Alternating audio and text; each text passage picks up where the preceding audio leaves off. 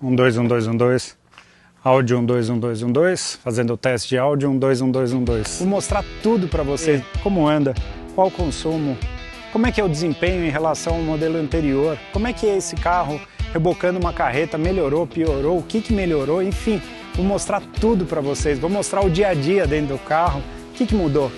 A eletrônica tá diferente mesmo, a parte de entretenimento tá funcionando do mesmo jeito, tá melhor, tá mais rápido, enfim, tem muitas coisas para mostrar para vocês. E aí, eu acho que vale contextualizar uma coisa muito importante, que é o seguinte: quem tem isso daqui já tá com uma baita máquina na mão. Vou pegar pontos na estrada com esse carro, pontos na estrada com aquele carro, fazer as mesmas acelerações.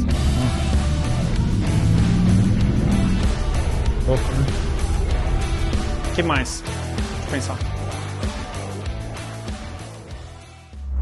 E turma, para tudo antes da gente começar esse vídeo, porque eu preciso dar um recado importante para vocês, que a história é o seguinte: eu não imaginei que eu fosse conseguir andar mais de 1.800 km com a nova Ram 3500 e que fosse conseguir fazer tantos testes diferentes como foi nessa última semana com o carro. E aí a gente tomou uma decisão, que foi dividir todo esse material em parte 1 e parte 2. Então no vídeo de hoje vocês vão acompanhar toda a parte 1, que é um comparativo com a modelo anterior, vamos chamar assim, geração anterior, mas não é, é um modelo anterior, que é uma 2024 que eu tenho na garagem, com a 3500 nova, lado a lado, comparando todos os detalhes e fazendo um teste com vocês, levando vocês para o dia a dia com o carro e compartilhando aí todas as diferenças. E aí, na parte 2 desse vídeo, vai ser um episódio dedicado à parte de performance. 0 a 100, 0 a 100, rebocando todos os testes e comparativos que eu fiz com o carro, vocês vão acompanhar. Mas eu garanto para vocês que no vídeo de hoje, nessa parte 1, nessa próxima 1 hora, vocês vão ver informações que eu particularmente não encontrei em lugar nenhum no mundo. E a minha sugestão é, para quem é novo na área, primeiro, seja muito bem-vindo. Segundo, se inscreva no canal, ative as notificações, porque esse vídeo está sendo publicado numa quarta-feira e na próxima quarta-feira vocês acompanham a parte 2. Não quero tomar muito tempo de vocês, mas eu precisava dar esse recado que eu não vou deixar de compartilhar informações. A única coisa que eu fiz foi fracionar em 2 episódios aí que vão dar quase 2 horas de Ram 3500. E se você ainda tiver alguma dúvida, por favor, use os campos dos comentários para a gente compartilhar a informação e também para a gente poder conversar. Aproveitem! E essa semana eu estou testando nos mesmos moldes a nova Ram Dakota na versão Warlock. Estava com muita vontade de conhecer esse carro e poder compartilhar aí a minha experiência a bordo. Bora, aproveitem o vídeo daí. Valeu! Meus amigos, sejam todos muito bem-vindos ao canal Máquina. Hoje na companhia da novíssima Ram 3500, vou mostrar para vocês uma série de detalhes de um carro que eu estava com muita vontade de poder passar uma semana inteira para poder testar de verdade, poder fazer uma série de comparativos que eu acho que vocês nem imaginam e poder contar para vocês, obviamente, o que eu achei do novíssima Ram 3500, a 2500 e a 3500, os 2 modelos da família Heavy Duty da Ram aqui no Brasil, passaram por grandes mudanças que vão muito além de faróis e grades. Tem novidade embaixo do capô, tem novidade na parte de transmissão, na parte de eletrônica do carro, enfim, tem muita coisa para mostrar para vocês e para a gente testar. Eu acho que vale começar contextualizando algumas coisas para vocês. Primeiro, se vocês quiserem ver o carro no detalhe, eu sugiro vocês assistirem o vídeo que eu fiz no momento do lançamento no mês de agosto, que a gente conseguiu mostrar e contar bastante para vocês, principalmente da parte de motor. Só que hoje eu vou mostrar muita coisa em prática, que eu tenho certeza que vocês estão muito curiosos para saber como anda, qual o consumo, como é que é o desempenho em relação ao modelo anterior, como é que é esse carro rebocando uma carreta, melhorou, piorou, o que melhorou, enfim, vou mostrar tudo para vocês, vou mostrar o dia a dia dentro do carro, o que mudou. A eletrônica está diferente mesmo, a parte de entretenimento está funcionando do mesmo jeito, está melhor, está mais rápido, enfim, tem muitas coisas para mostrar para vocês. E aí, eu acho que vale contextualizar uma coisa muito importante, que é o seguinte: eu sou proprietário de uma Ram 2.500, mas mais do que isso, sou um amante do universo das picapes. Desde a época que eu era moleque, montava os cavalos quarto de milha, corria provas, comecei a me encantar pelas picapes americanas. Morei no Texas durante 6 anos, o maior mercado de picapes do mundo. Tive picape lá, pude gravar com diversas picapes lá, então eu adoro esse universo, trato esse universo com o maior carinho, com o maior respeito e sou um baita fã das picapes chamadas full size, especialmente as heavy duties. Eu acho que para quem tem família, para quem gosta de viajar, para quem gosta de se aventurar e para quem gosta de rebocar, com certeza essas daqui são as melhores máquinas existentes aqui no Brasil. E aí eu quero começar mostrando algumas coisas no meu carro, só para diferenciar, para vocês terem ideia, enfim, principalmente o que é a diferença de uma 2.500 e de uma 3.500, né? Eu costumo comentar que o brasileiro ele é muito ligado em número, né? Então quanto maior o número aqui no capô, na tampa lá atrás, ele entende que o carro é melhor. E não é bem assim. Basicamente uma 2.500 e uma 3.500 são o mesmo carro. Tem o mesmo entre-eixos, tem o mesmo tamanho de cabine, de caçamba, tem o mesmo motor, mesmo câmbio, né, se a gente for considerar que seriam carros do mesmo ano, né? Mas a grande diferença única está aqui atrás. Depois eu vou comentar até sobre as modificações que tem, que é aqui, ó. Na traseira da 2.500, vocês conseguem ver ali um jogo de mola liquid down? Estão vendo? Já aqui na traseira da 3.500, olha lá o feixe de molas. Estão vendo? Essa é a única diferença. Mas por quê? Porque a família de produtos 3.500 são carros tecnicamente com mais capacidade de caçamba. Seja ela para carregar mais peso ou para suportar mais peso na caçamba. Quando a gente fala das conexões que aqui no Brasil são chamados pescoço de ganso, né? O gooseneck ou o fifth wheel, né? A quinta roda.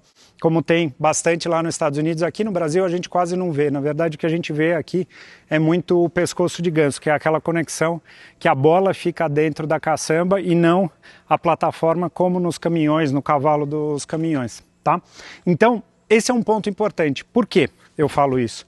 Primeira coisa, o cara que busca conforto para o dia a dia, desempenho, tal, com certeza a melhor picape que tem é a 1.500. A 1.500 tem um maior espaço de cabine. Se vocês olharem, a parte traseira de uma 1.500 é maior do que da 2.500 e da 3.500. São carros mais confortáveis e são carros até mais velozes. Vamos usar um pouco da saída. Ó, saiu melhor, hein? Nossa, 1.79 de 5.8. Oh! Então 0 a 100.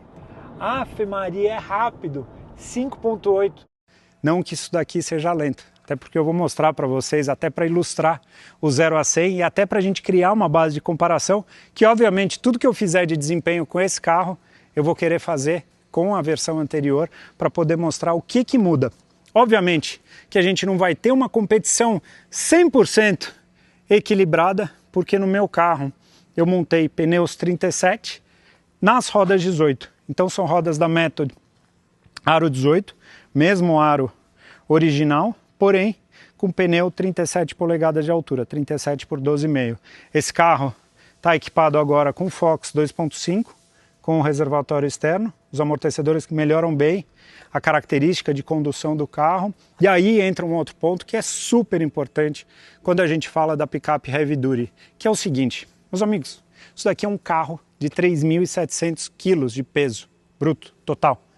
Ou seja, não é um carro leve, é um carro que pesa praticamente o dobro do que qualquer picape. Se a gente fizer uma conta mais ou menos, ele pesa uns mais de 5 Renault Kwid's, talvez, entendeu? Então assim, só para ilustrar para vocês que de fato são carros com peso muito grande, ou seja, não dá para esperar de um carro desse, quando uma pessoa senta, que esse carro vai ter, por exemplo, o mesmo comportamento dinâmico ou característica de suspensão de um Ranger Raptor. Mas o Ranger Raptor é um carro de uma outra categoria. A pessoa que tem uma Ranger Raptor, por exemplo, e fala e acha que é o melhor carro que tem para o uso, não é uma pessoa que vai se sentir bem num carro desse. Assim como eu falo para vocês, eu jamais trocaria a minha picape por uma Ranger Raptor, por exemplo. Por quê? A cabine é menor, a caçamba é menor, a capacidade de carga é menor, a capacidade de reboque é menor, a autonomia é menor, ou seja, para mim não faz sentido nenhum. Mas, para quem não precisa das coisas que, por exemplo, eu preciso numa Heavy Duty, Faz total sentido, mas são coisas diferentes, não tem como comparar. As próprias versões 1500, F-150, Silverado, a Ram 1500, todas têm vídeo aqui no canal, são carros com características diferentes, são carros que se aproximam mais de um SUV do que de uma picape. Aqui é a picape mais capaz que vocês vão poder ter contato, com certeza, aqui no Brasil. Para vocês terem ideia, quando a gente pega caminhões como, por exemplo, esse, a maioria desses caminhões tem ali em torno de 400 a 500 cavalos. Essas carretas gigantes. Aqui tem 436 cavalos de potência, entendeu? Então, eu vou falar da motorização, até vou deixar os carros bem próximos para mostrar para vocês, enfim, é um carro extremamente capaz. E uma outra coisa importante, já começo o vídeo falando isso, que provavelmente lá no final vou repetir a mesma coisa.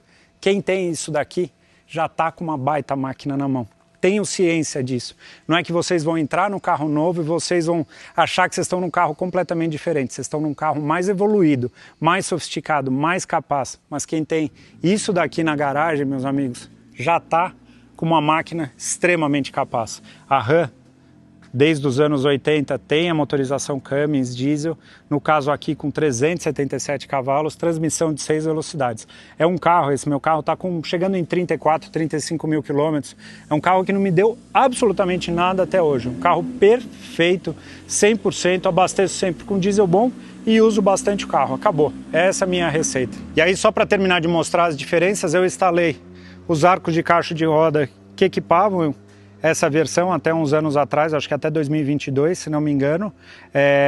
Hoje em dia só a Longhorn que tem esse arco, tá? Que eu acho que é uma coisa que faz um pouquinho de falta no visual. E instalei os faróis auxiliares da Barra Designs com a moldura da Power Wagon, tá?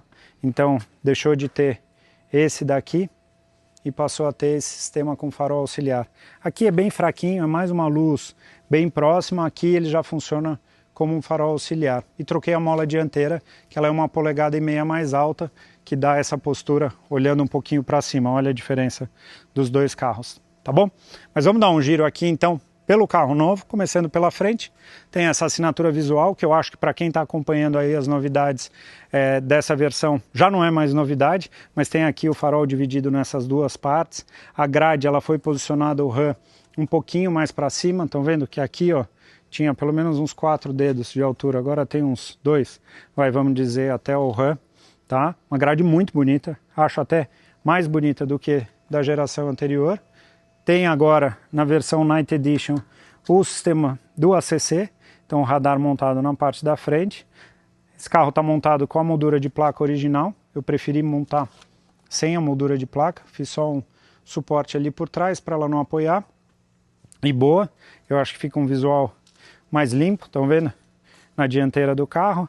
A parte desse acabamento aqui inferior continua tudo igual, para-choque igual, tá? Até mesmo o desenho do capô. Estão vendo? Toda essa parte aqui, ó, continua a mesma. Foi literalmente um facelift. Já aqui embaixo, capô aberto, carro frente a frente. Olha que coisa boa, para a gente poder ver e comparar a nova geração do motor Cummins ISB com a geração anterior, tá? Aí entra uma coisa que é super importante de vocês entenderem, que é o seguinte.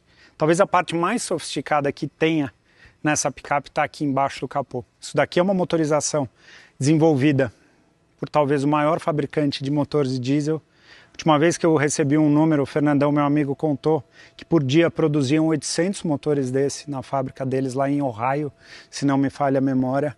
Mas o ponto é o seguinte, isso daqui é um motor desenvolvido para aplicação comercial, vamos dizer, para aplicação em caminhões, em veículos que vão trabalhar. Ou seja, são mecânicas extremamente duráveis, extremamente confiáveis e muito, muito, muito testada.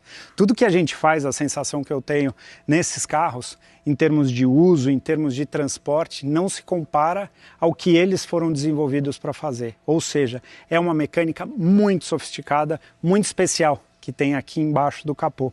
O motor 6 cilindros em linha, ele é um motor adorado nos Estados Unidos, a mecânica diesel, principalmente pela capacidade de entrega de potência que eles têm e a simplicidade de manutenção. Diferente dos concorrentes desse carro lá nos Estados Unidos, que tem motores V8 diesel, esse daqui, motor 6 em linha, tem um cabeçote, tem um trem de válvulas, é uma construção muito mais simples do que uma construção V8. Só que também não dá para achar que isso daqui é um motor esportivo. Isso daqui nesse carro e na capacidade de desempenho, vocês vão ver o 0 a 100 desse carro, é de fato de um carro esportivo, mas não é a proposta dele. A proposta é de ser um veículo extremamente capaz e com uma reserva de potência e com uma capacidade de entrega de potência muito grande. Olha o ponto que a gente chegou. O novo motor, essa nova geração, entrega 436 cavalos. São quase 150 quilos de torque disponíveis no motor, né? É um motor considerado, e aí é interessante que é fácil de ver quando o cara conhece ou não desse tipo de coisa, que ele é considerado um motor high speed, um motor girador para a característica de motor que é. Motor 6.7 que gira 3.000 RPMs, diferente dos caminhões, por exemplo, que ele tem uma rotação menor. Então, o que aconteceu nessa geração? Eles tomaram como base a mecânica anterior e evoluíram um monte de coisa. Ele continua sendo motor 6.7 turbo diesel, porém com um cabeçote diferente, com a parte do coletor de admissão diferente, com o aquecimento do diesel feito de uma maneira diferente, com turbo compressor diferente, com posicionamento de componentes como, por exemplo, o filtro de combustível ali, o primário e o secundário, montados ali na parte de baixo, o filtro de óleo posicionado aqui em cima. Então ele passou por uma série de evoluções e são perceptíveis no uso, muito perceptíveis.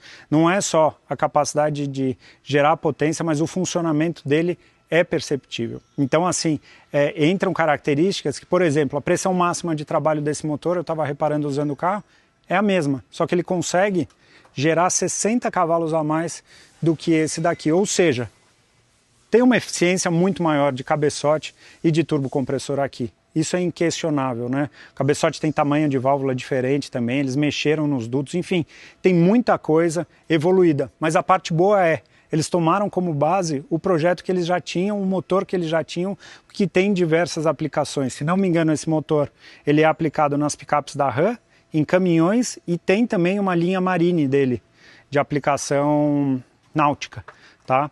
Aqui a gente consegue ver a presença, estão vendo? Do turbocompressor aqui em cima. Tem bastante coisa ali em volta da parte da turbina ali embaixo, um sistema de pós-tratamento que parece ser aqui. Tem apenas um sensor aqui dentro da caixa de ar. Aqui são dois, tá vendo?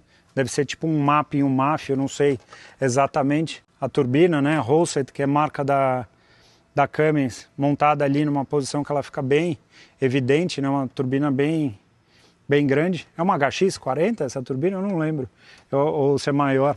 Mas tem um motor posicionado aqui, estão vendo que aqui é um pouco mais limpa essa parte. Ele tem essa segunda borboleta aqui, estão vendo que vai aqui nessa área do escape. Provavelmente deve ser alguma parte de controle de pressão de turbo, a vareta da transmissão montada ali. Reservatório, bateria permanece, posição permanece. Mas quando olha de fato, aqui tem, né, uma borboleta de controle, aqui, se não me engano. Mas toda essa parte da pressurização, estão vendo que ela é feita com mangote ali embaixo? Já aqui, ó, é uma peça toda em alumínio. Há um sensor que deve ser um MAP montado ali. Estão vendo? Ali na parte de baixo. Aqui a gente consegue ver a régua do combustível, da flauta, vamos dizer. Se eu estiver usando algum termo errado, vocês por favor me corrijam. E aqui do lado tem toda essa parte de controle que é diferente. Ou seja, é de fato uma evolução do motor, né?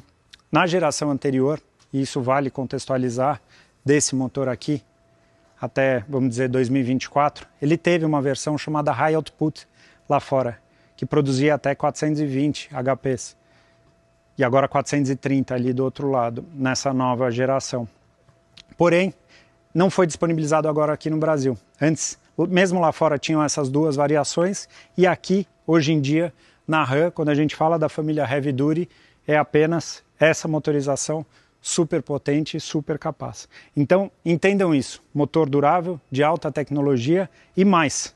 E é uma coisa que eu faço questão de mostrar, que a gente já mostrou em vídeo. Meu carro, 30 e poucos mil quilômetros. Olha a cor do escapamento do carro. Olha isso. Estão vendo? Vocês imaginam a eficiência que tem todos os sistemas de pós-tratamento. Tem muita gente que reclama, fala, mas sistema de pós-tratamento não é bom, não sei o que não é bom é o diesel, né? Por isso que eu sempre abasteço em posto bom, com diesel de qualidade. Os sistemas, e eu já conversei com o pessoal da Camis, são homologados, uma vez me deram um número, para mais de 700 mil quilômetros, né? O sistema de escape que envolve o pós-tratamento do Arla lá, que a gente tem que abastecer no carro. O meu carro, não sei o de vocês, é em torno de 2.000 quilômetros, eu tenho que dar uma tanqueada lá de uns 20 litros mais ou menos do Arla. Ele vem avisando, tem um sensor de nível e é super bacana e na nova continua tendo. Então assim, mudou pra caramba a parte de motorização. No vídeo anterior eu até conto até mais detalhes de toda essa parte do motor e mudou a transmissão, que era uma coisa que muita gente pediu. Eu nunca tive problema de transmissão nesse carro, mas tem gente que já teve, né? Então tinha muita gente que comentava, entrou agora aqui uma transmissão ZF de 8 velocidades, Torque Flight, que chama essa transmissão, uma transmissão super moderna, também desenvolvida para aplicação em ônibus, em caminhões, ou seja, o cara que tem uma máquina dessa na garagem, ele tem uma máquina extremamente capaz e extremamente robusta. Tudo é muito robusto nesse carro e uma coisa eu falo, a gente vai fazer as avaliações de desempenho e as avaliações de consumo, tá? Porém, uma coisa que eu notei, e aí eu quero que os donos de Ram me falem, se vocês tiverem essa mesma percepção. O carro, depois de uns 10.000 quilômetros rodados, ele começa a ficar bem mais econômico. E aí eu estava conversando com o Fernando da Racer, meu parceiro lá da oficina, e ele falou um negócio que faz sentido. Thiago, para imaginar que quando a gente fala de amaciamento, a gente pensa no amaciamento do assentamento dos anéis na parede do cilindro. Perfeito. Maciamento do motor. Isso é feito de maneira super rápida pelo motor, já mostrei aqui para vocês. Porém, imagina todos os outros componentes que tem até a potência de fato chegar à roda. Desde os cubos, rolamentos, toda a parte da transmissão, tem muito componente muito robusto que precisa do seu período para assentar. Esse carro, eu peguei ele com 1.400 quilômetros mais ou menos rodados, então assim, eu sinto que esse carro, depois dos 10.000, ele fica muito mais econômico. Então, tudo isso a gente vai descobrir ao longo do uso. Como eu disse, o meu carro é apenas uma referência, talvez não seja a melhor referência por conta dos pneus mais pesados que eu tenho em relação ao original, mas é uma referência para a gente poder ter aí um fator comparativo. Muito bem, coloquei os carros aqui lado a lado. Eu quero mostrar mais alguns detalhes para vocês, só para contextualizar. Estamos aqui na minha garagem, espaço que eu tenho aqui para a gente poder gravar vídeo, para poder mexer nos carros, para poder mexer nas motos. Para quem não acompanha o resto do canal, esse é o Golzinho que morou no Texas, já foi o cidadão texano esse daqui que voltou a morar no Brasil.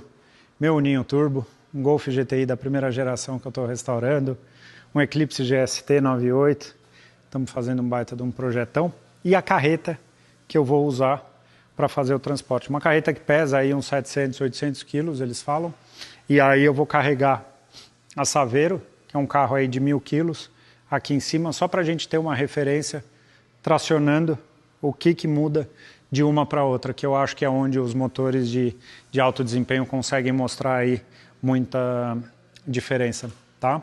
Então vou fazer dessa maneira daqui a pouquinho, mas antes, deixa eu mostrar algumas diferenças aqui na parte de trás, que basicamente mudou a lanterna da Night até 2024, ela era esse desenho, aqui eu coloquei uma película que deixou ela fumezinha, que eu achei que ficou um charme, e agora é uma lanterna toda vermelha. E aí, vocês preferem a nova ou a antiga? Eu acho que eu prefiro a antiga. Dá uma olhada, lado a lado, a diferença. O resto continua igual, tá? Parte de caçamba também, câmera traseira, as conexões aqui embaixo para a carreta, tá? Aqui tem a parte com o divisor de caçamba, se não tiver no uso o divisor de caçamba, só colocar ele lá na última posição. Já vem com o tratamento, né, com a poliureia, o Line-X, né, como muita gente conhece, que é uma das empresas que fabrica esse tipo de pintura. Parte de iluminação aqui e lá em cima, estão vendo? Que acende ali em cima. Falta para mim a capota marítima, que foi resolvida ali, tá? Tem esses trilhos aqui com os pontos de conexão, que é coisa que eu uso pra caramba, mas muito assim no meu uso, principalmente quando eu levo a moto, esse tipo de coisa. Tem o Rambox aqui do lado, tem mais de 120 litros cada lado, então vocês imaginarem é mais do que um porta-malas de um Yaris praticamente aqui de cada lado. Uso muito mais do que eu imaginaria. Vou até mostrar para vocês, ó. Não repara a bagunça, que é que nem entrar em casa de quem é pai de recém-nascido, sabe? Ó, uso pra caramba. É lotado, meu. Sempre tem coisa, tem extensão, tem partinelo, dependendo de onde for, tem a tomada já com o adaptador, antena da Starlink, chave de impacto para caso eu precise trocar a roda, os banquinhos, kit de reparo de pneu, cadeirinha. Olha lá, tá funcionando aqui a luzinha. Por que não tá lá? Tem aqui e aqui, ó. Tá vendo? Enfim. Tem bastante uso. E aqui na parte de trás eu coloquei mais uma conexão, que até eu preciso pintar novamente, que saiu a pintura daqui, por um sistema de câmera que eu uso no carro, de câmera auxiliar, e do resto, tomada de conexão que eu uso, tá? Que não é o padrão do Brasil, eu usei um chicote que eu trouxe de fora, e aqui é para um outro tipo de conexão que tem lá fora, tá? E a parte da caçamba, ó, a minha eu uso esses tapetes protetores. Estão vendo? Na verdade eu tenho dois, acabei deixando um em cima do outro, mas tá lá o divisor de caçamba lá no fundo, a antena da Starlink ali no canto, o divisor de caçamba da Saveiro tá aqui, achei ele. Tem umas cadeirinhas que a gente viajou, o carrinho de bebê. Por quê? Porque de fato aqui é meu carro de família. Então tem a cadeira do Lucas montada ali, o banco da frente está meio reclinado e olha o espaço que sobra atrás com a cadeirinha. Tudo isso nada mudou. E aqui o banco da Estelinha, só usa uma proteção aqui para não machucar o couro, estão vendo? E aí, aqui, o interior de um carro sem dono. Vamos ver se mudou esse acabamento, que eu acho que ele não era dessa cor, estão vendo? Vamos ver. É, ele é um pouco mais escuro. Boa. Ah, outra coisa. Esse é o estribo, deixa eu até deixar aberto aqui, esse é o estribo original que agora vem. E o meu é o estribo vendido como acessório. Estão vendo como eles são parecidos? Esse vendido com acessório, eu vou falar para vocês, ele funciona muito bem, tá? Porém, não dá para comandar na tela uma função para bloquear a abertura dele. E uma outra coisa que eu reparei no estribo original é o seguinte, deixa ele fechar, ele tem uns segundinhos, por quê? Porque muitas vezes a gente vem do tipo assim, ó. Tá vendo? Ele tá para fora. Eu venho aqui, aí eu venho abrir a porta da frente, ele não precisa ficar indo e voltando, entendeu? Ele tem um tempo de retardo, vamos dizer, numa conexão via rede CAN que ele tem. Mas uma coisa que eu percebi, ó, eu vou deixar a perna aqui para inibir a abertura, ó. Olha lá, ele encosta e recua. Agora eu quero testar nesse daqui. Não, ele não recua. Tá? Isso daqui é o quê? É um tipo de situação, se você estiver parado principalmente em situação de off-road com esse vão central mais próximo do solo, pode ser que o estribo abra quando você precisar descer do carro e ele pegue. E outra coisa é abrir, encher de barro e voltar também. É uma situação, então dá para bloquear a abertura dele, coisa que no estribo Mopar não dava para fazer. Só que agora vem original, tá? Vamos lá, outra coisa que está aqui dentro. Ele tem aqui na parte de baixo esse porta-objetos aqui, que é muito útil. Eu gosto de guardar coisa que eu uso com menos frequência, tá? Revestimento dos bancos. Uso muito a plataforma aberta, estão vendo? Para levar minhas coisas. Então eu abro a plataforma ali, ela fica dobrada aqui de baixo, ó. Estão vendo? E ele tem mais dois porta-copos aqui. E aqui embaixo, nesse caso, ele tem o subwoofer, que na outra não tem, entendeu? Vamos ver na outra? Vamos ver se aqui a gente consegue matar essa dúvida, porque aqui tá com a cadeirinha. Ixi, peraí, vamos ter que soltar. Tudo pelo vídeo, tudo pela informação. Isofix, o sistema.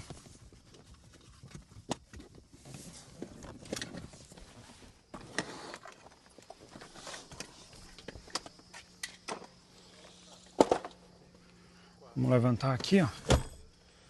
E aqui ele tem uma trava. Ah, não, ele tem o mesmo sistema, eu que não lembrava. E tem um pedaço de um amendoim aqui, que minha filha provavelmente deixou. Então o espaço livre está do outro lado e aqui ele tem esse subwoofer, tá? Eu achei que fosse diferente, e por isso que é bom a gente dar uma olhada, porque o sistema de som é um pouco diferente de um carro e de outro. Muito bem, isso feito, vamos fechar aqui. Deixa eu só levantar essa rampa, que eu vou precisar carregar uma moto. Pronto, tá fechado, então matamos essa dúvida. Outra coisa, eu vou mostrar já aqui no painel da antiga, que ela não tem piloto automático controle de distância, não tem sistema de som assinado. A alavanca, ela é o acionamento um pouco diferente, muda a grafia desse botão e o tamanho da tela. A tela agora é uma tela inteiriça, que vem a tela embaixo, não tem mais esses botões, e é isso que eu vou mostrar para vocês agora.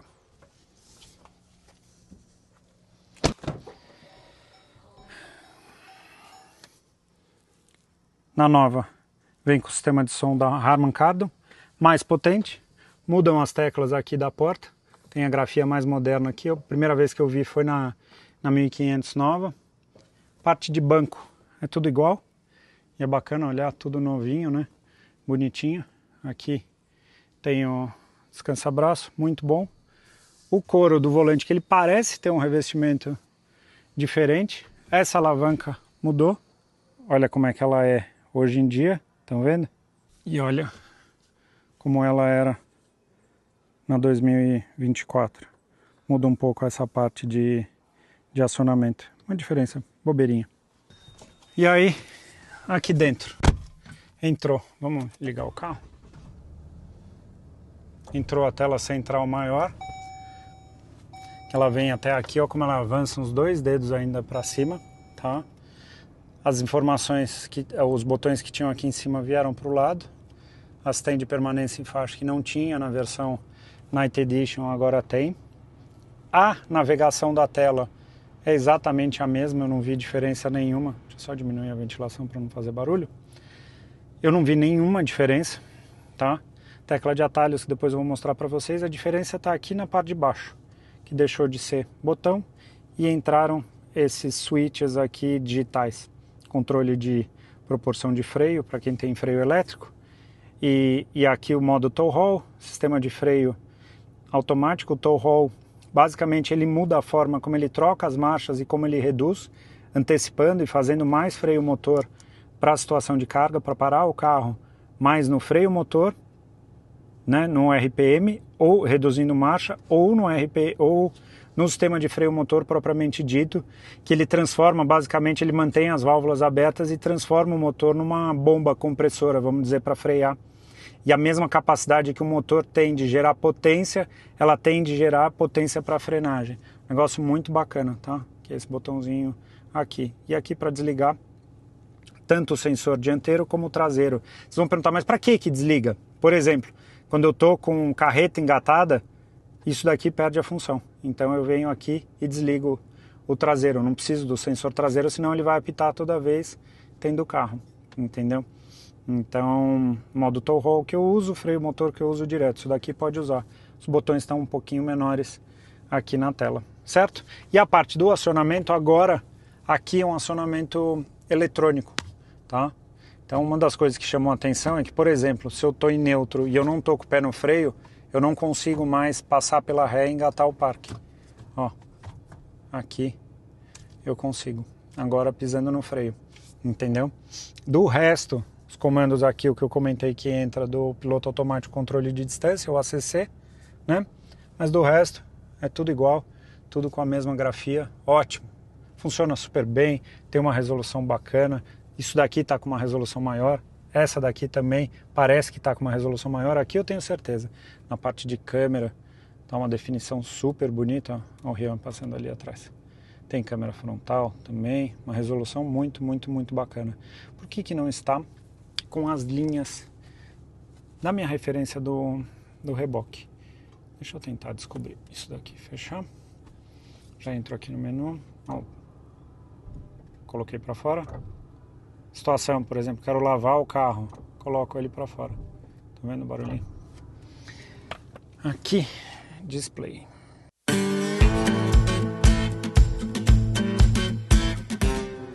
aqui eu consigo deixar ele guardado, tá vendo? O Power Side Step, o estribo lateral. Tá vendo? Coisa estranha, deixa eu pôr uma ré. Tô tentando descobrir o porquê que não tá aparecendo. Se ele tinha as linhas aqui de referência. Não, tá vendo? Aqui tem, ó. Agora por que do rabicho não tem? Da traseira. Estranho. Não sei porque se perdeu. Não consegui achar. Tô deixando o vídeo rolando porque daí vocês vão vendo como é o menu. Tenho certeza que tem um monte de gente que tem. Auto Trailer Light Check, Trailer, Current One, Braking.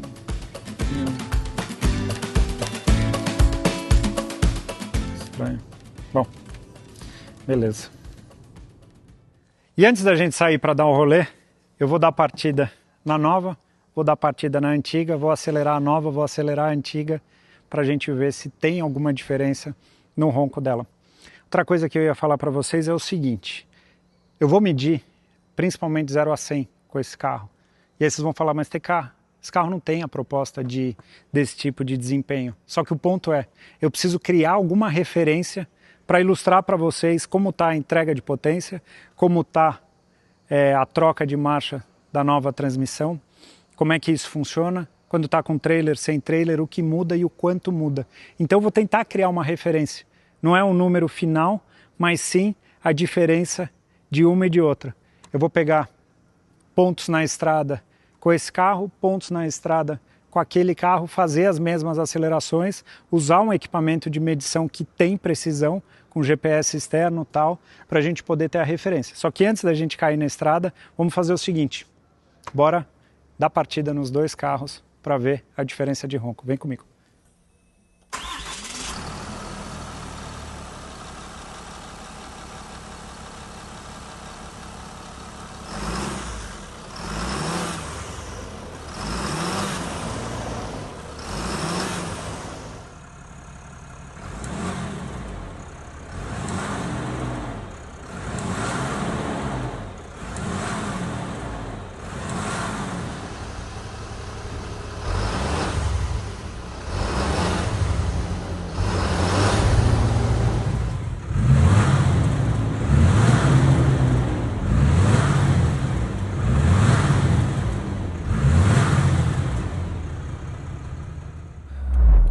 Muito bem, meus amigos, começando a jornada aqui a bordo do carro, bato o olho, vejo retrovisor diferente, obviamente, do meu carro, que no meu carro lá a gente trocou.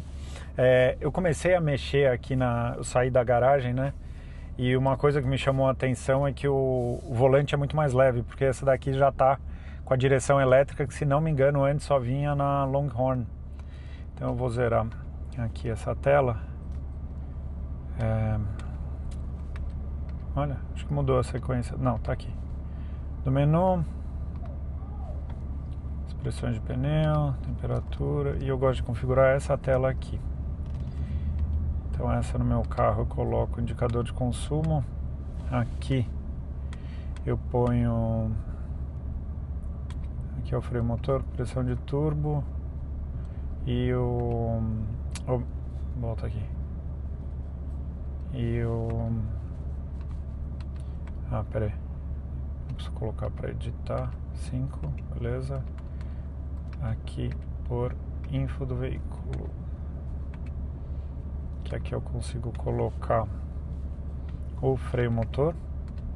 Quanto ele está gerando de freio motor. E... Bom, tá vindo um carro aqui atrás. Vamos... Peraí, deixa eu parar aqui do lado. Que a gente já... Eu acho que... E aqui eu vou colocar, vou deixar igualzinho configurado como está o meu carro, para ver a parte de... Não, aqui, volta aqui. Eu adoro essa tela, acho ela super legal. E aqui eu ponho a parte de áudio. Beleza, tá feito. Aí lá em cima, vamos configurar esse menu principal também, que é vindo aqui. configuração de tela. Superior central. Meu carro eu coloco consumo médio.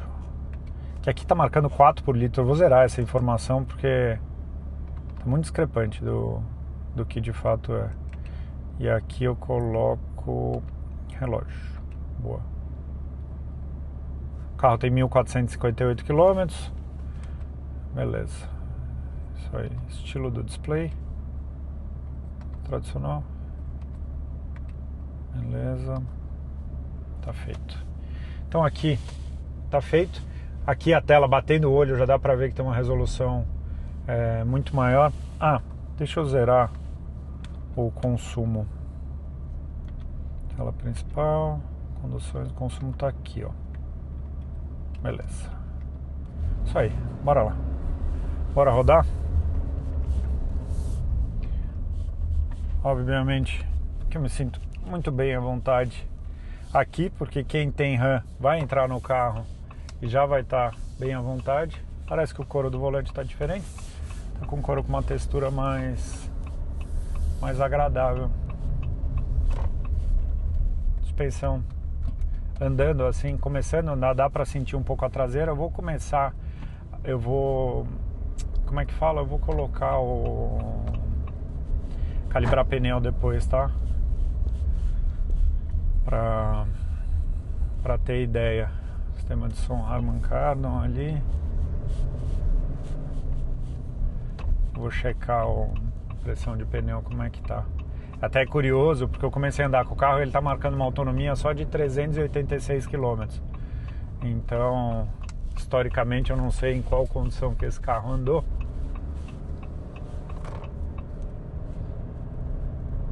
Uma coisa que me chama a atenção aqui no primeiro momento é o seguinte: o carro com a transmissão 6 marchas, vamos dizer, o carro até a versão anterior a essa, parece que ele tem um momento de...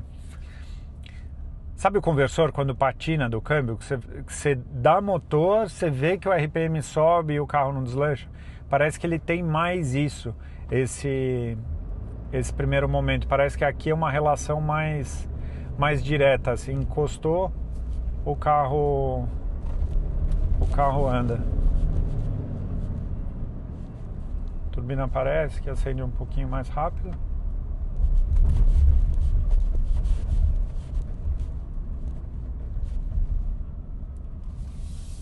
Tudo muito bem confortável. Os botões de porta aqui são diferentes. Aqui entrou o ACC, né?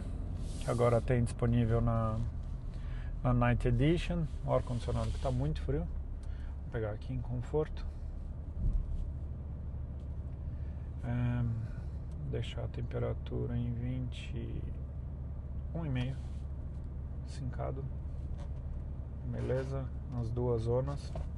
Agora tudo digital aqui também, nos botões de tow haul, que antes eram os toggle switches lá que eles chamam.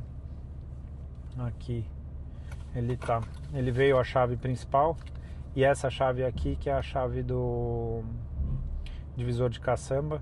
Eu acho que é a chave do handbox também. É essa, não é essa daqui que tem aqui dentro. Cadê?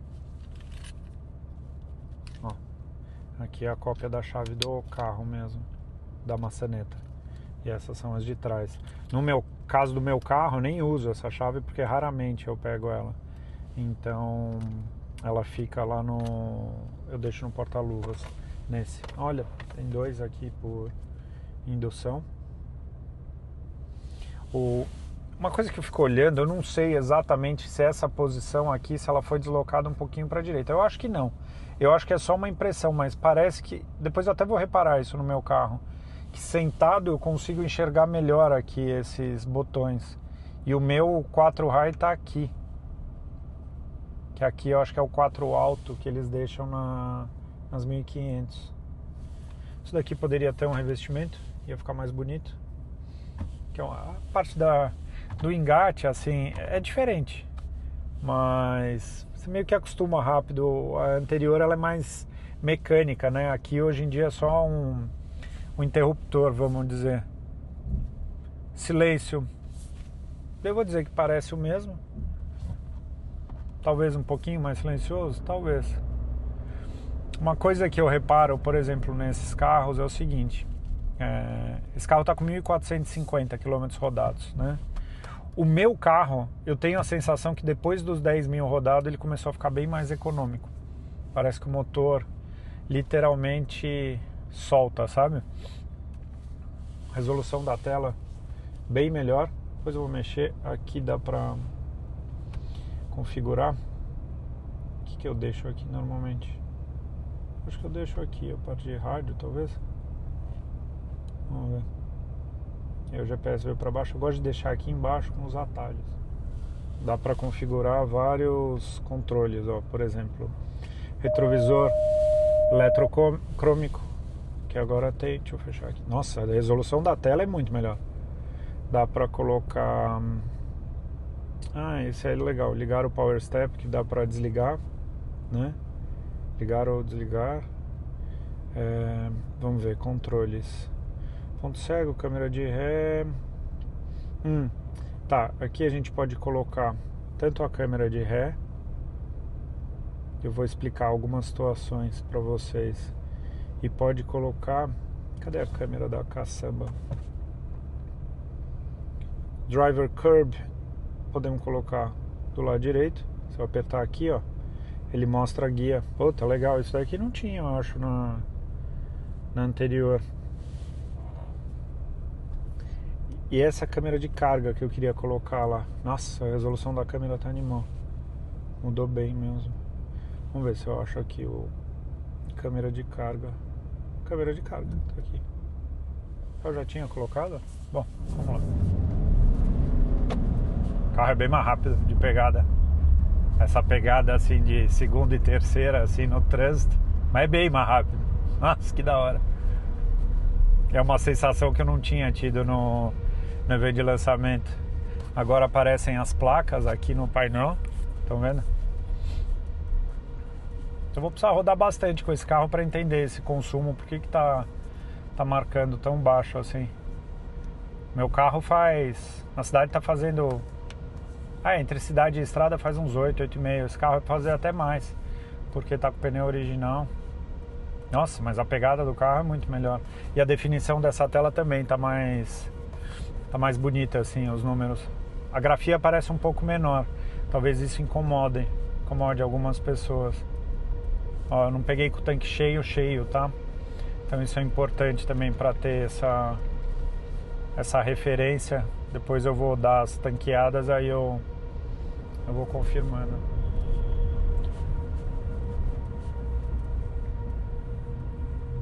Olha, o botão do esguicho agora é temporizado.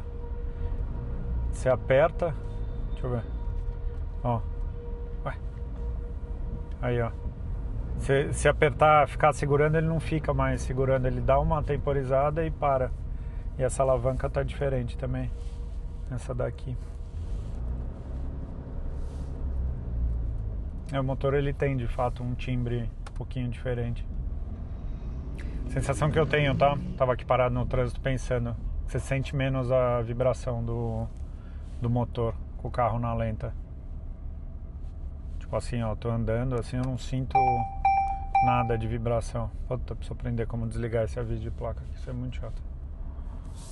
De fato, o revestimento em couro do volante tá diferente. Muito agradável, por sinal.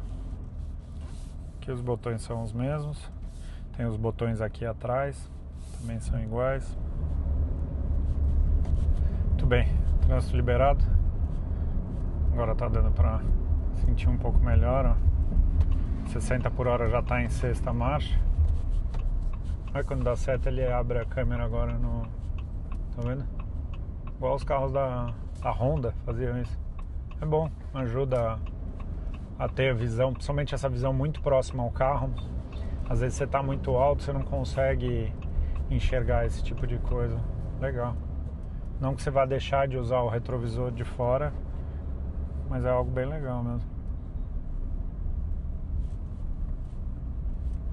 O câmbio é bem suave de funcionamento.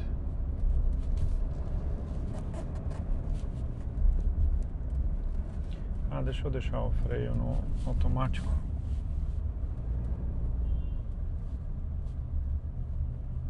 Não tem mais a função. Ah, tem automático aqui, ó.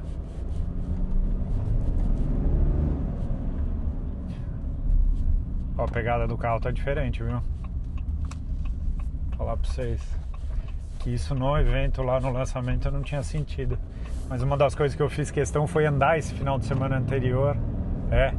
O jeito que o carro acende. Sensacional. Eu fiz questão de andar esses últimos 2 dias com o meu carro. Andei sábado, domingo, usei para tudo. Para justamente estar bem sensível às diferenças a hora que eu sentasse no carro, nesse primeiro momento. Que eu acho super importante, comento isso nos meus vídeos. Depois eu preciso alterar as unidades aqui. Vou trocar o PSI para ficar mais fácil. O PSI até poderia deixar, mas eu vou deixar em bar, fica mais fácil, e a potência em HP, não em kilowatt. Vou ver se dá para mexer aqui no... Ué, agora é só kilowatt pelo jeito. Por que será? O que não dá para alterar? Aí tem que ficar fazendo conta, né? Mas enfim, acho que 100 kW é 150 HP, se não me engano é isso. Basicamente 15 PSI é 1 kg de pressão. 8 PSI é mais ou menos 0,5. Eu consigo ver a escala um pouquinho de um jeito que está acostumado. Esse indicador de marcha, fiquei tentando procurar isso no meu carro esses dias para acionar, mas eu acho que não tem mesmo. Vou falar assim, quem tem o carro vai sentar nele, vai meio que achar que está no mesmo carro, tá? Não é assim uma diferença da água para o vinho. É aqui dentro, eu diria que é mais uma atualização. É você poder usar uma tela com uma definição maior, muda um pouquinho a posição dos botões, né?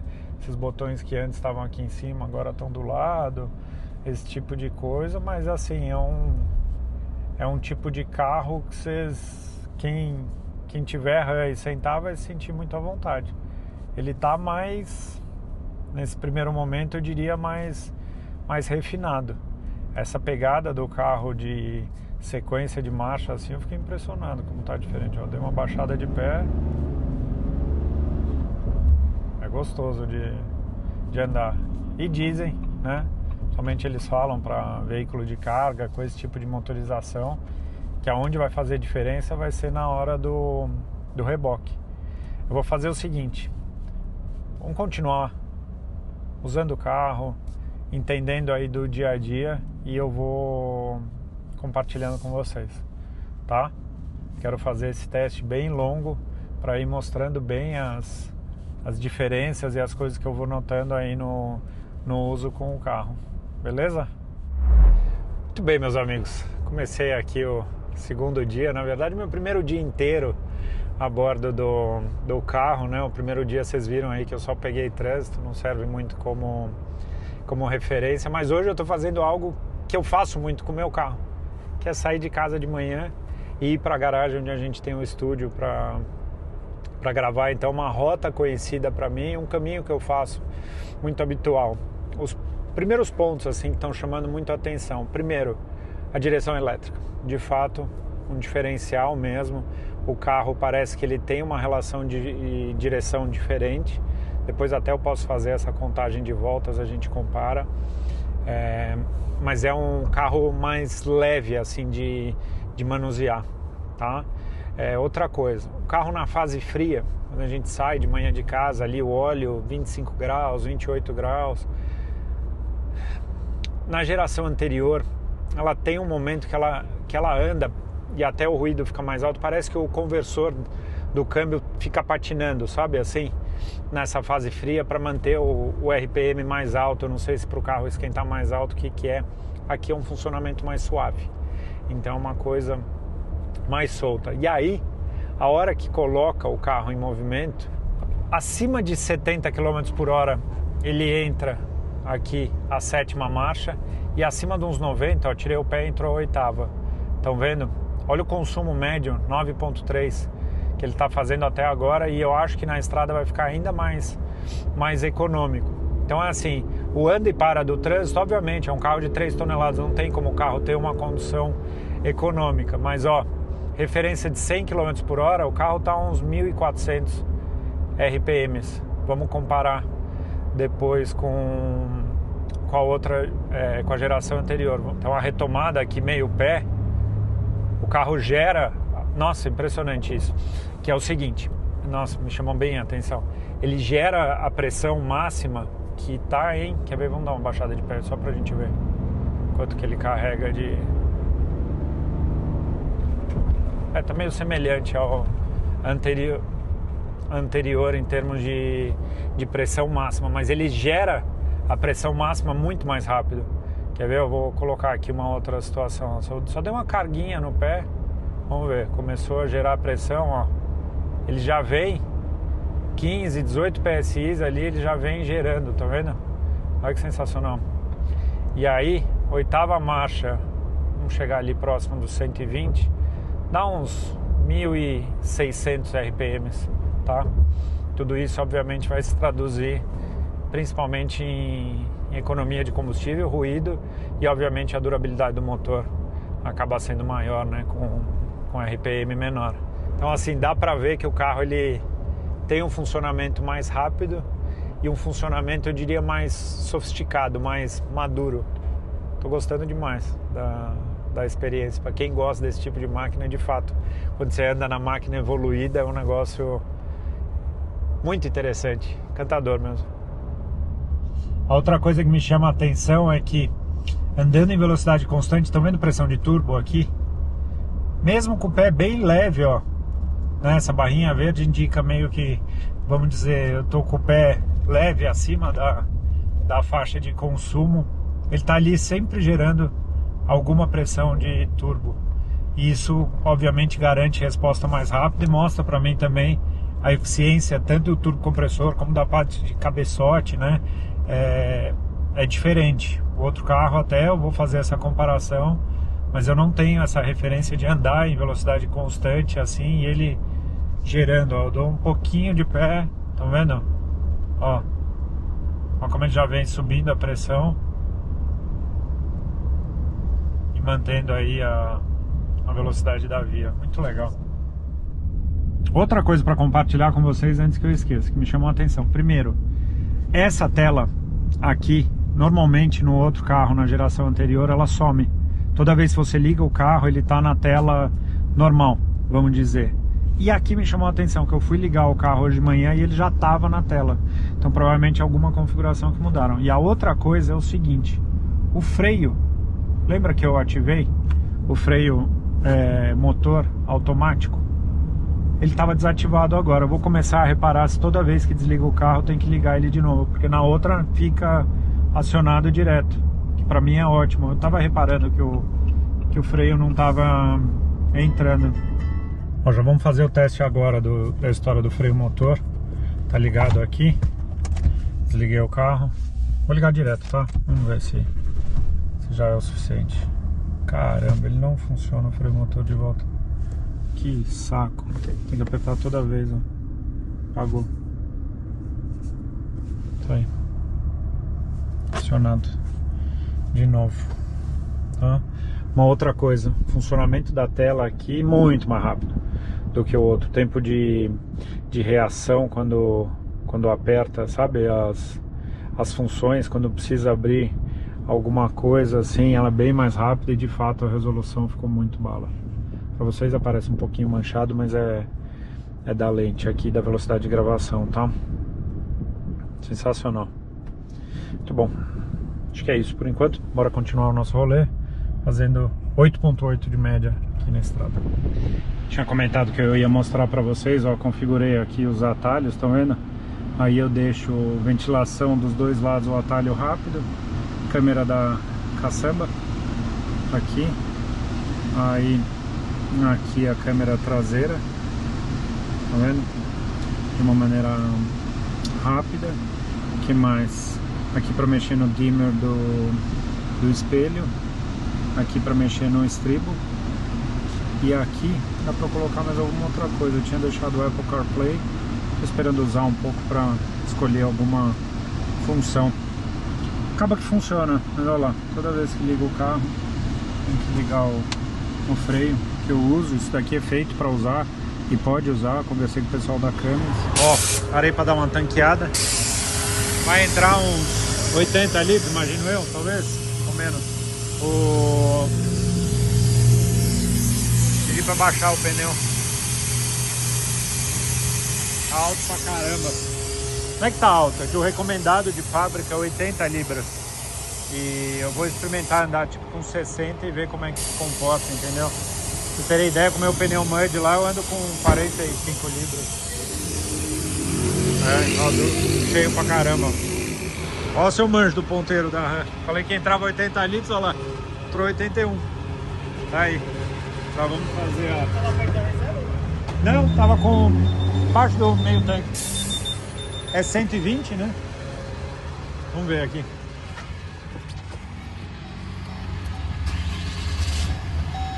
Ó. Então, o tanque não tava cheio. Não vai nem servir pra média. Porque 360 dividido por 80, 8 vezes 6, 5, 400, daria menos de 5. Não faz sentido, de fato, o tanque não tava cheio naquela... Quando eu peguei, lembra que eu mostrei pra vocês? Então vamos desconsiderar esse primeiro tanque aqui, os 361 km. Aí eu zero agora. E aí depois a gente descobre. Vou mostrar uma curiosidade no uso do carro, que é o seguinte. Eu saí da pista, a gente foi num autódromo, e vim agora pela estrada rodando de boa. E eu zerei o indicador de consumo, tá vendo? Tá marcando 10,5. Porque você vem meio que na velocidade, andando de boinha, na velocidade do trânsito, o carro fica muito econômico. Ele tem muita potência disponível desde os primeiros RPMs, né? Então você consegue manter a velocidade da via e andar de uma maneira muito econômica. O tanque todo, eu peguei bastante trânsito, bem carregado. Trânsito carregado, esse carro vai fazer, sei lá, 5 km. É um carro de quase 4 toneladas, né?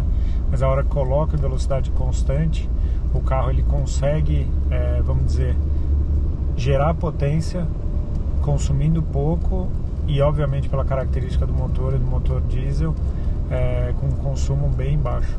Bem baixo mesmo. Estamos na estrada, trânsito bem carregado, e aí cuidando dessa parte do consumo. 10,5, olha que loucura. Um carro desse tamanho, com motor desse tamanho, né? Um negócio que, para quem está acostumado com o universo de motores a diesel, esse tipo de coisa, de caminhões, coisas grandes mesmo, muito potentes, é um número que é difícil de encontrar, ou para não dizer impossível, né? Eu acho que só mesmo uma caminhonete desse tamanho, que é um peso relativamente baixo, se a gente for pensar comparado a um caminhão, mas por outro lado, com muita potência. Aí, já andei, ó, até agora 500 km com o carro, incluindo todos os testes e aferições. E olha que legal, outra coisa, andei 145 km, só o indicador do tanque, onde é que tá? Aqui, praticamente não mexeu. Então, pra vocês verem como, de fato, quando eu peguei o carro já devia ter ali uns... Putz, difícil dizer a quantidade de litros agora, mas pelo menos eu diria uns 15, 20 litros abaixo da capacidade máxima do tanque. Então, por isso que eu desprezei ali o primeiro tanque como avaliação de consumo mesmo na bomba. E aí, meus amigos, começando mais um dia dos testes aqui, quero já deixar um agradecimento para o pessoal da Stellantis, da frota, que conseguiu me deixar com esse carro por mais 2 dias para poder fazer um teste que eu considero muito importante, que é fazer um teste longo com o reboque. Então eu vou ter que fazer uma viagem para pegar um carro meu que está fazendo um trabalho de elétrica em São Carlos. Então vou andar 200 km para ir, 200 km para voltar com ele carregado. Vou aproveitar para levar um outro carro para lá, enfim. E a gente vai poder ver e sentir, e obviamente eu vou compartilhar isso com vocês, o comportamento de fato com a carreta, usando mais, vamos dizer, por um longo tempo, né, por 400 km, ver a parte de consumo, se de fato muda muito do que era a versão anterior.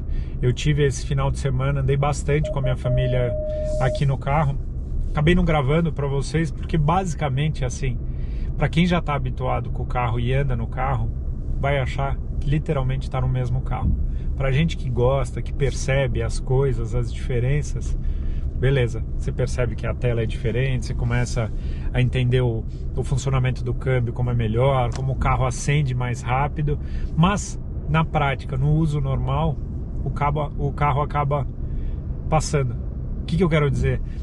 O carro anterior, a versão anterior, ela é tão boa e tão competente que a diferença, vamos dizer, para essa daqui, ela de fato só é sentida, primeiro, para quem é ligado em máquina, segundo, para fazer aquilo que a gente vai fazer hoje, que é a parte de reboque, que eu acho que vai dar uma boa diferença, como a gente já notou, e é isso que a gente vai fazer agora. Porque no uso normal, você não fica tuchando o pé toda hora, você não fica dando acelerações fortes, você não fica com o som muito alto para sentir de fato a diferença do som da Harman Kardon.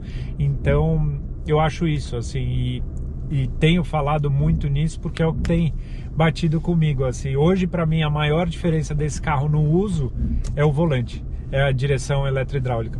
Isso faz muita diferença mesmo, uma condução mais suave, as saídas, os trechos mais que você tem que esterçar mais para sair, para manobrar, você consegue fazer de uma maneira muito mais leve assim. Eu tô bem impressionado assim com o carro e ver como uma máquina boa pode se tornar melhor. Mas o ponto, por outro lado, é para quem já tem o carro, fica um pouco aquela pergunta, mas eu acho que para parte de reboque vai dar diferença. Só que antes deixa eu mostrar outra coisa. Ó, eu vim fazendo nesse último tanque, deu 7,5 no tanque inteiro de consumo e 8,3 na última trecho, vamos dizer, de uns 400 km de estrada, tá? O tanque, ó, eu tô andando 805 km e o carro já tá na reserva. Então, a sensação que eu tenho é que a parte de autonomia também, para quem já tem o carro antigo, ela é muito parecida. Vai andar uns 700 e poucos quilômetros e aí já é meio que o momento de abastecer, né? Normalmente eu não deixo entrar na reserva como tá aqui, eu deixei justamente para ver até onde vai a reserva. Então agora eu vou abastecer para a gente fazer essa viagem. Até agora eu já andei 1.166, fazendo também uma média de 7,5. Minto, a média desse tanque geral foi 7,8. Ó, falei besteira para vocês. Tá aqui, tá? É isso aí. Bora continuar nossos testes por aqui e vocês acompanhando daí. Vem comigo. Ó, seguinte, tem mais uma tanqueada e aí eu pedi para ele calibrar o pneu para voltar às 80 libras. Como eu vou rebocar, então para voltar a pressão original do carro. De fato, o carro com 20 libras a menos fica melhor, só que aí você fica com a luz acesa direto do TPMS. Se alguém não ligar, de fato fica mais confortável. Mas como eu vou levar peso, vou colocar a pressão, vamos dizer, estabelecida pela marca e bora rodar. Deixa eu mostrar uma coisa interessante para vocês. Desde a hora que eu abasteci, eu vim num trecho de marginal, tal, com o trânsito tranquilo. E aí andando numa velocidade compatível, vamos dizer, com a via, mas de uma maneira fluida, dá uma olhada no consumo. Andei 52 km fazendo 10 km com litro de média. Olha que coisa boa. E aí o que acontece? Carro como esse, ele gera muita potência, esse motor, em baixas rotações. Então você precisa usar muito pouco acelerador para de fato o carro gerar potência para se manter na velocidade da via. Onde esse carro consome mais? Na verdade, todos os carros, no momento de inércia. Só que um carro como esse, que tem uma massa muito maior, obviamente acaba dando uma diferença muito maior. E por outro lado, e falando um pouco dessa parte de potência, é o que vai acontecer agora com a carreta. Vocês vão ver o consumo para quanto vai cair. Eu, quando tive a F-150 3.5 V6 biturbo, baita carro, tinha uma potência bem alta, eram quase 400 cavalos de potência. Só que o carro numa condução normal fazia lá seus 8,5 de média. O carro rebocando carreta fazia tipo 3, 2,5, 3, 3,5, dependendo do ritmo. Então, uma coisa que vocês vão notar aqui, eu tenho certeza que aqui não vai ser diferente do que é com o meu carro, a azul.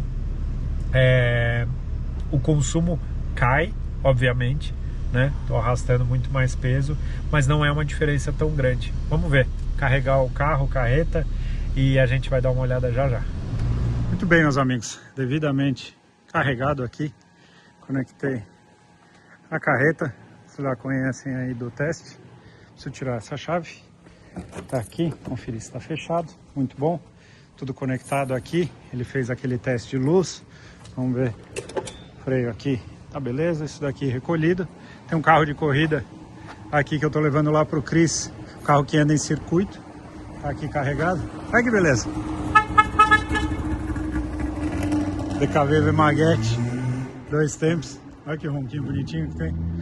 E carreguei aqui tudo certinho. Entendeu? Eu distribuo o peso mais ou menos assim, em cima do eixo. Dá até para trazer o carro um pouquinho para trás. Mas como eu tô vazio ali na parte da frente, não tô levando moto, nada. Acho que fica bacana dessa forma. E é isso. Bora cair na estrada agora e ver na prática como é que vai ser o comportamento numa viagem. E principalmente estou curioso com a história do consumo. Veremos. Então aqui, olha a tela como é que já tá. Ponta poeira. Automaticamente ele já desligou o sensor traseiro, freio motor, modo tow haul ativada, tá aí, exhaust brake e o tow haul ligado. Bora em drive, lembra que agora ele sai em primeira, quando tá com o modo tow haul ativado, e é isso, pegando estrada, consumo, deixei o carro ligado, já deu uma caidinha, e vamos zerar. Esse daqui, opa, pra cá. Aqui, já tá aqui. Zerado. Bora, partiu. Turma, vamos lá. Saí com a carreta. Andei uns 80 km até agora, 70 e poucos quilômetros. Tá fazendo 7.9 aqui depois desse trecho de subida. Tô viajando meio que no limite da via. Tô agora numa estrada de mão única aqui com um caminhão um pouco mais lento à frente. E essa é a parte que eu acho que esse carro se destaca. Obviamente que o quanto vai consumir vai depender muito do ritmo, do tipo de terreno, né? Você está num terreno mais sinuoso ou num terreno mais plano viajando, e obviamente do peso que está sendo rebocado. Mas o que eu acho legal de ver é justamente isso. Eu estou com a carreta rebocando e o carro fazendo praticamente o consumo que ele faz, como se ele não tivesse com nada. Que eu sinto muita diferença desse motor, não vou falar assim muita diferença, mas que eu sinto diferença para esse motor, para esse carro com essa transmissão, é justamente o motor acender mais rápido. Ele tem reserva de pressão de turbo aqui constantemente. Eu tô andando bem na casquinha, até meio sem o pé no acelerador, ele vai sempre tendo ali um pouco de pressão de turbo já gerando, ou seja, ele é um carro que chega num trecho. Então, o que eu estava falando para vocês é que, por exemplo, chega num trecho de subida, eu dou um pouquinho mais de carga, ele já gera 6, 7, 8, 9 PSI, sabe assim? De uma maneira mais rápida do que no motor anterior. O freio funciona, o freio motor também funciona muito bem, assim, parece que ele intervém mais para ajudar mesmo a reduzir a velocidade do carro, tudo com muita segurança e fazendo obviamente isso que eu estou fazendo com muita sobra de potência. É um negócio impressionante mesmo, como de fato sobra potência para esse tipo de reboque que eu estou fazendo.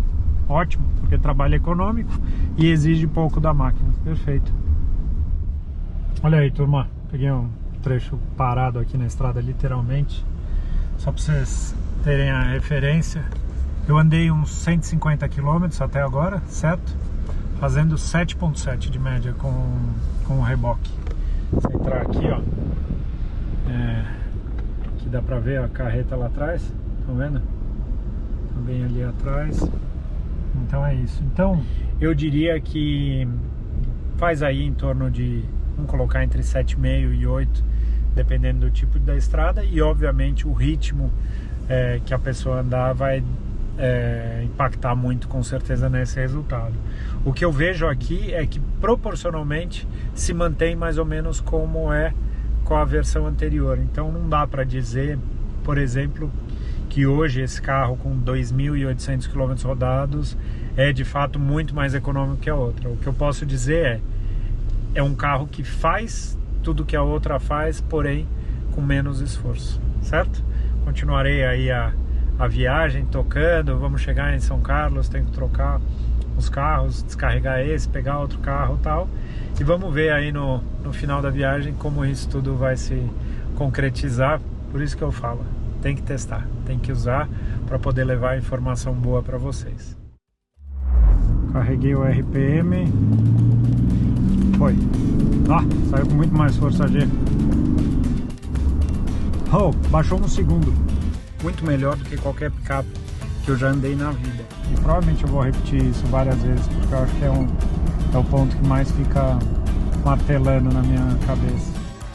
O que mais tem que cuidar, acho que quando tá com carreta, é que quando eu chego em 1500, eu sinto que já tem turbina agindo ali, vamos dizer, e aqui ele ainda parece meio xoxo. O ponto é o seguinte, eu acho que a gente conseguiu levantar bastante informação e eu acho que a primeira coisa que tem que ficar muito clara para vocês é